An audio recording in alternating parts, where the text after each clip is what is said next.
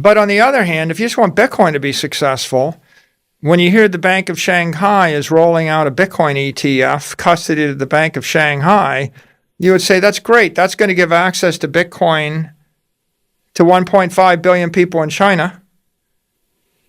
Okay, and they're going to buy a bunch of Bitcoin. The price of Bitcoin is going to go up to $10 million coin. So here's the question.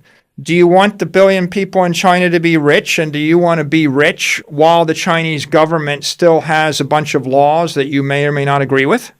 Or do you want the people in China to be poor and you to be poor while the Chinese government has a set of laws that you don't agree with? MicroStrategy's Chief Executive Chairman, Michael Saylor, shared his exciting insights about the widespread scalability of Bitcoin. Saylor is speculating about a scenario where a Bitcoin ETF is made available in China, specifically with custody held by the Bank of Shanghai. He suggests this could grant access to Bitcoin to up to 1.5 billion people in China. He argues that if a significant number of people in China start buying Bitcoin, it could drive the price of Bitcoin up significantly, potentially to $10 million per coin. On top of that, Saylor raises a philosophical question about the desire for wealth relative to China's political and legal context. He asks whether people would prefer a scenario where both they and Chinese citizens become wealthy, despite China's government having laws that some may disagree with, or whether they would prefer both groups to remain poor because of these disagreements. On that note, we will now show you more clips of Michael Saylor as he explains how we can spread Bitcoin properly so it can benefit us all. Please take some time to like this video and subscribe to the channel to show your support. Thanks and enjoy. Spread Bitcoin with love. Right? Bitcoin is the solution to 8 billion people's problems. Bitcoin is the transformation of capital from analog to digital. Bitcoin is the singularity that brings science to economics. Bitcoin is instrumental for the human race to reach its full potential. If we're going to 10x and 100x or 1,000x from here, we can't do it without mastering this sort of digital capital, right? Without mastering digital energy. And so we need to spread it to the world. Whenever something moves faster than the environment can adjust, we get a phenomenon known as a shock wave. When I move faster through air faster than the rate at which the air can get out of the way, right? The rate at which the air moves or the air communicates with itself is called the speed of sound. It's literally the speed of sound. The reason that the sound moves that fast, that's how fast the air is carrying it, right? So when I move faster than the speed of sound, I create a shock wave. When I create a shock wave, there's just sound and fury and a atomic, a sonic boom and turbulence. And it's very disruptive. It's very painful, right? And so Bitcoin is that shock wave moving through the civilization. And on one hand, we feel impelled to spread it, to share it with our friends, with our family, with our corporation, with our country, with our politicians, with our intellectuals, with our leaders. We need to share it, but nobody likes being slammed into, at supersonic speed. That's painful. It's the difference between going below the speed of sound and going faster than the speed of sound is the difference between me, swinging a baseball bat at your head while you're looking that way, doing this with a baseball bat saying, you should duck, I'm about to swing it, right? One of them is interesting, maybe it's entertaining, and the other is brutal.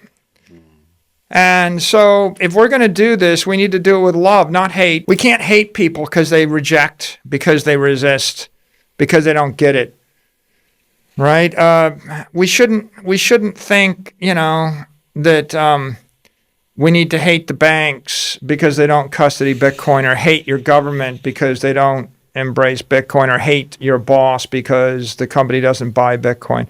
Right? That it's a natural reaction, but it's an immature reaction. What we ought to think is they're going to need it. They don't understand it. It's understandable they don't understand it. It's the most shocking economic thing that's happened in their life. Maybe it's the most shocking thing to happen in economics in 100,000 years. It's a fire raging.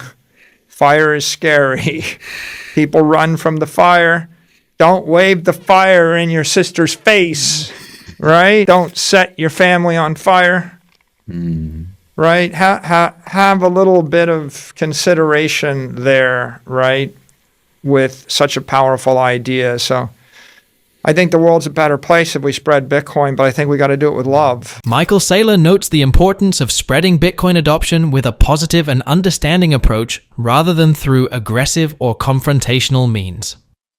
Saylor believes Bitcoin is a transformative technology that addresses many of the world's problems. He views it as a crucial step in evolving capital from analog to digital, which he sees as essential for humanity to reach its full potential. Saylor notes the importance of recognizing that Bitcoin is a highly disruptive and novel economic concept, possibly the most significant in thousands of years. Given its radical nature, it's natural for people to be scared or resistant. He suggests that advocates should be considerate and patient in their approach. Ultimately, Saylor believes that spreading Bitcoin in a loving and considerate manner will make the world a better place. He encourages Bitcoin supporters to share the technology invitingly and respectfully rather than forcefully. That said, let's watch more clips from the interview. Another experience I have is just looking at, behaviors on social media like Twitter.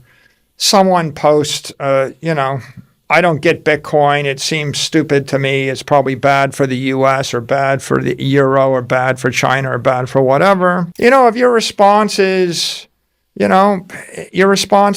well, you're just too stupid to appreciate it, and I hope you never buy it.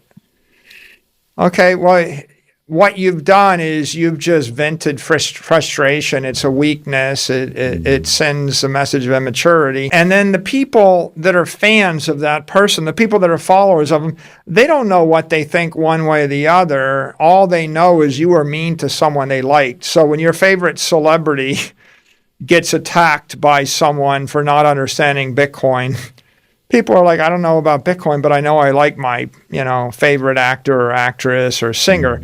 So you alienate their followers because of your attitude. You don't, by being angry or hateful. So hate never works. You're not going to change their mind. All you're going to do is swing a bunch of observers on the fence to take the point of view that you're just irritating. And at some point they just think, well, you might be right, but I don't like you. So I don't care if you're right. I just don't like, you're just not a nice person. And so there's a lot of people in the world that are neutral, and their view is they just don't want to buy from a person they don't like, whether you're right or not. Well, if you understand sales, over time you realize that if you had a cure for cancer and the customer is dying of cancer, they still aren't going to buy the cure from you unless you're charming, you package it appropriately, you knock on their door 10 times, you explain to them how it's going to save their life, you listen to them yell at you, you let them vent, you sit through their temper tantrums, you find them financing for the cure to cancer. You let them disparage you, your dog, your family, your color scheme, your logo, and you come back, and after about the 19th time, they'll be like, oh, you have the cure to my cancer? Oh, okay, I'll take that. But you have to sell it. You can't just think that, I'm brilliant, I invented the solution, so therefore they should just immediately acknowledge my brilliance and take this gift I gave them. That's just not the way the world works. And if you have that attitude, you're just always going to be disappointed. You, as a salesperson, you would fail, right? And so I think we're introducing a new idea. If someone is open-minded, you introduce the idea. If they react negatively, you can't disagree with them take a head-on fight. What you can do is perhaps introduce a different idea, a 90-degree oblique idea. Like, I see you think blah, blah, this is bad for one of your constituents, but it would be really good for another one of your constituents, right? Maybe you hate those people on Wall Street, but this will be good for the people that you want to help, right? You can introduce a new idea, and then you just have to gracefully withdraw and wait for them to have a need. And you just keep yourself in the game. Do you agree with Saylor's perspective that Bitcoin could reach $10 million per coin if widely adopted in China? Also, how do you think Bitcoin adoption can be balanced with political and legal considerations in different countries? Share your thoughts in the comments section. If you found today's video informative and would like more insights and updates on cryptocurrency and global finance, please consider liking the video, subscribing to our channel, and enabling post notifications. Thank you for watching, and we look forward to seeing you in the next video.